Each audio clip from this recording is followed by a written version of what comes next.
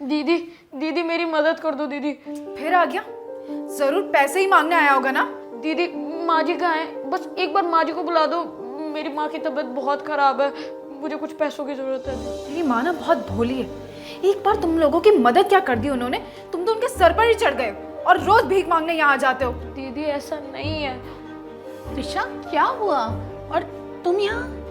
ये फिर आ गया पैसे मांगने। तुम शांत रहो, मैं बात कर रही हूँ ना। क्या हुआ बेटा, और तुम रो क्यों रहे हो?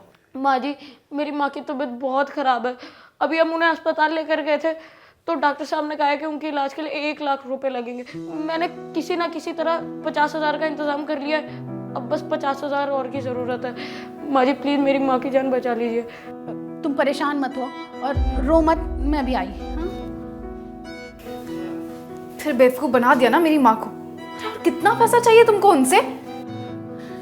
ये लो बेटा, और जा करके अपनी माँ की जान बचा लो। बहुत बहुत शुक्रिया माँ जी।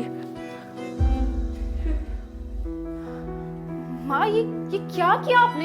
इसे 50,000 रुपए दे दिए। आपने ये जानना भी जरूरी नहीं समझा कि क्या पता वो झूठ बोल रहा हो। बेटा न जाने कब से उसके घर वाले हमारे यहाँ काम कर रहे हैं। उसकी माँ हमारे घर में मेड का काम करती थी, उसके पापा हमारे यहाँ ड्राइवर का काम करते थे, और उससे पहले उसके दादाजी भी हमारे यहाँ ड्राइवर थे। बेटा एक रिश्ता बन जाता है, एक ट्रस्ट हो जाता है, और अगर आज उसको किसी चीज़ की ज़रूरत है तो हम नहीं करेंगे तो कौन करेगा? बेटा ये तो हमारा फर्ज है ना। माँ पर इतने सारे पैसे देने की क्या जरूरत थी आपको? वो पैसे वापस कर देगा, तुम परेशान मत हो ना। चलो अंदर चल के खाना खा लो। ठीक है।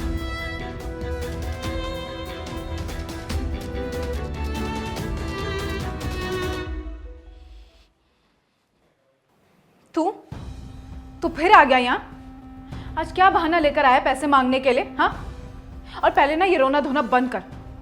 मेरी माँ ना तुम लोगों को पालने के लिए नहीं कमा रही है। अब निकल यहाँ से, नहीं तो धक्का मार कर निकालूंगी यहाँ से। त्रिशा ये क्या तमीज है, किस तरह से बात कर रही है उससे? माँ अपना शांत रहिए। इसकी माँ ना कोई बीमार नहीं है, बेवकूफ बना रहा है आपको। आज आ गया फिर पैसे लेने। बस अब बहुत हो चुका। तुम्हें पता भी है वो यहाँ किस लिए आया है? बस आकर के चिल्लाने लगती हो। क्यों आया है?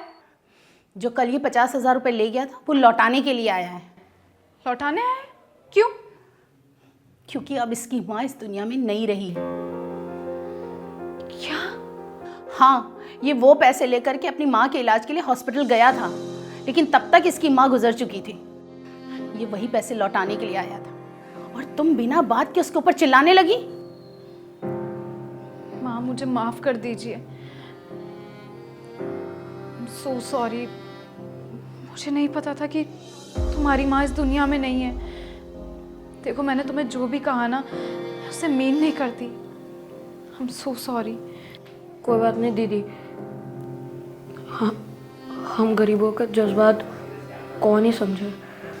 और अब तो मुझे सुनने वाली, मुझे समझने वाली मेरी माँ भी अब इस दुनिया में नहीं रही, तो औरों से तो क्या ही उम्मीद रखे। अब मैं गरीब के साथ साथ अनाथ भी हो गया हूँ। देखो प्लीज़ ऐसा मत कहो। दीदी आप माफ़ी मत मांगिए। और माँ जी आप ये पैसे ले लीजिए, इनके लिए बहुत बहुत शुक्रिया। अब मैं चलता हूँ।